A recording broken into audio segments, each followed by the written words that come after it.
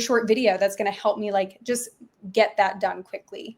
But if I need to learn to any depth or extent some degree of competency, something, that I want to take a more formal learning path, right? I want to take some kind of in-depth training or certification. And so I think we're seeing these companies invest in those certifications because they're actually driving revenue.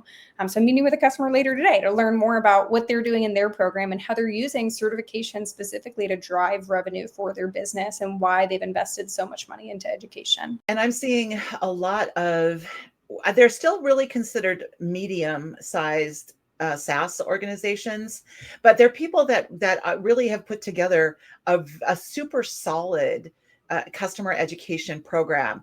This would be Courtney and the team at HubSpot, and the fact that this year they implemented cohorts in learning, which is a switch off in the way that we've done business in years past with customer education. We're seeing the success of teams like Capella at Miro, that took the learning content at Miro from a pretty minuscule, basic type of activity into something that has turned into a gold standard in the business, right? If you want to see what a good academy can look like and a good structure, go to Miro and see what Dee and her team has grown into since she started there.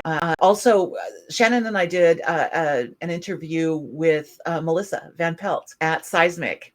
And if you take a look at what they've done with education, that also a pretty big deal. They took something that was small and did it really well, and it grew. And now Melissa is an SVP, and she's taken on community and a lot of the one-to-many aspects of the customer experience.